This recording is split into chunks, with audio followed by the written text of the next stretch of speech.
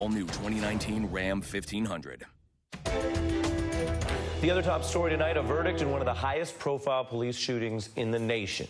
Guilty. You can see it right here blared across the front page of the Chicago Tribune's evening edition, I should say. The officer convicted there, Jason Van Dyke, second-degree murder and 16 counts of aggravated battery, one for each shot of Van Dyke fired at McDonald in that 2014 shooting.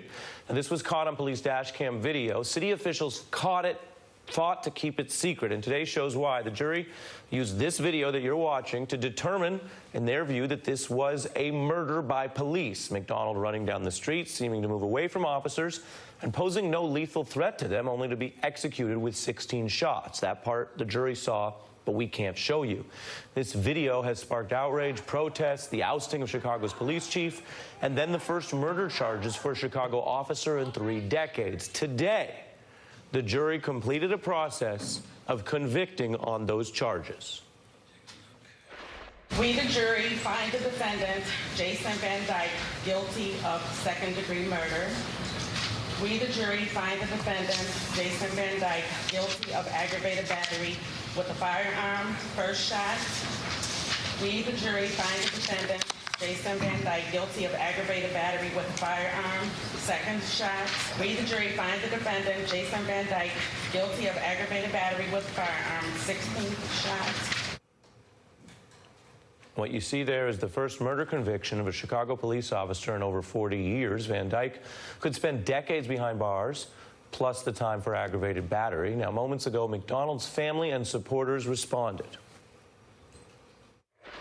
It gave us justice of which we seek, and it also set a precedent across this country that now people can look to Chicago and they can come here and learn what was done to bring us to this moment, and then they can begin to practice that in their towns and cities and bring justice for themselves. The real crime here is not just the death and the 16 shots of Laquan.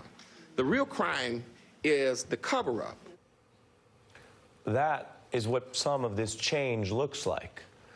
Chicago's mayor and police leadership have been urging calm and accepting any verdict, but there's other things that are not changing, and I want to note this before I go to our experts. A disturbing and seemingly lawless statement from the union that represents police officers in Chicago tonight, and this really offers us a window into the sometimes open resistance of some police officers in following the rule of law, whether you agree with the outcome or not. The police union challenging the legitimacy of the jury system and this verdict tonight by saying, quote, 12 ordinary citizens were duped into saving the asses of self-serving politicians.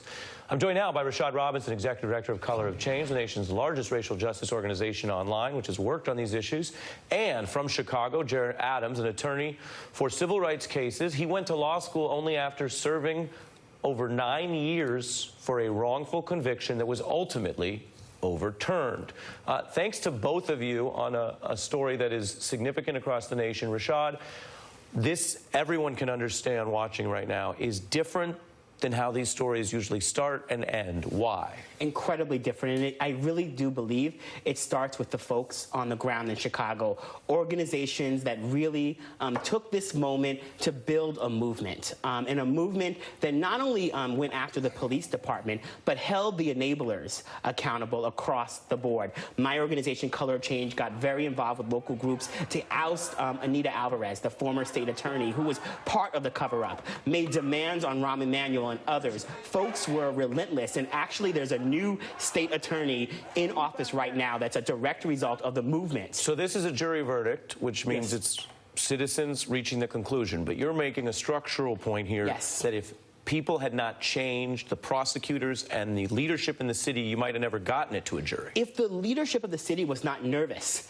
about what was happening and people's interest in truly holding not only the police department accountable, but who stood in the way of true justice accountable, we would not see this result. It's a direct result of organizing, of mobilizing, and in this moment where we're seeing so much news which can make us afraid and fearful about what the potential of our country is, understanding that organized communities, oppressed people rising up, resisting, but also putting forward a true vision about what they want and who they want in office can win the day. And I think that what's happened in Chicago and the movement that is set across the country, where now we have a national movement of electing reform-minded prosecutors around the country in places like Philadelphia and Orlando, and most recently in kicking out Bob McCullough, the 27-year incumbent who did not prosecute, in Ferguson, who did not prosecute Darren Wilson, who killed Mike Brown. And so this is a movement, and really that first spark really did happen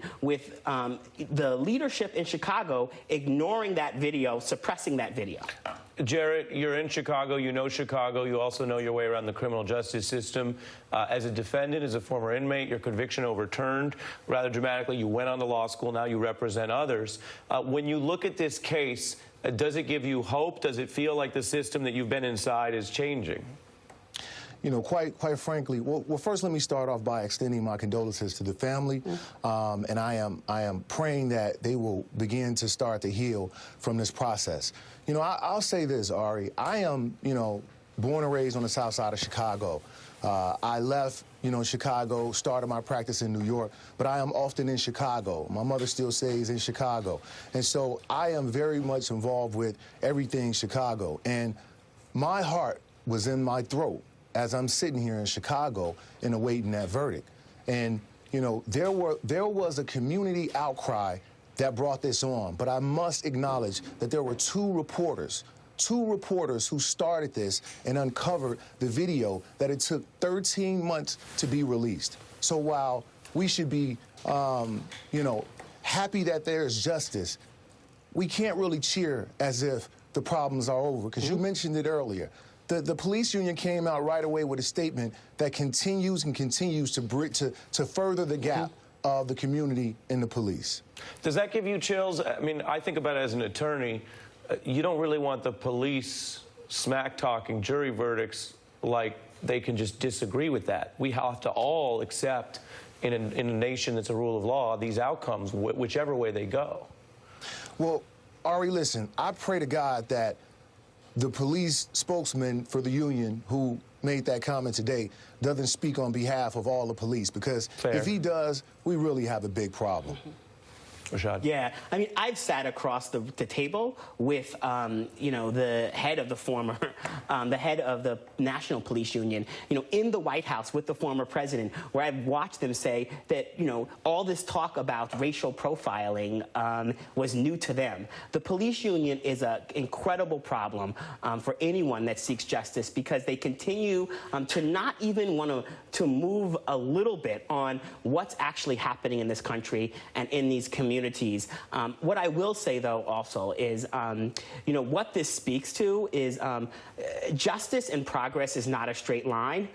We will continue to see moments around this country where justice isn't served, where video comes out and juries return verdicts that seem crazy for many of us who watch these things. But what I do think we can learn from what happened in Chicago is that if we continue to organize and fight, if we move our protest to the ballot box, and if we continue to hold those in office accountable, we can start building the power necessary to change both the written and unwritten rules that far too often make Black lives not matter, and allow police officers to believe that they are above the law. That has to change in a democracy and in a country that needs to really atone for all of the ways in which Black communities are treated like enemy combatants in their own neighborhoods. Well, and Rashad, the point you make, I think, dovetails with exactly what Jared is saying. There's nothing to celebrate when you're dealing with a tragedy, but if the system works better, it's cops and judges and lawyers who will tell you then there's preventive action. And so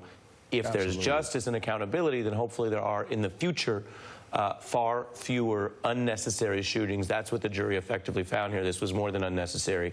It was second-degree murder. My special thanks to Rashad Robinson and Jared Adams, both so involved in this, for joining us tonight. Thanks. Thank you. Thank you.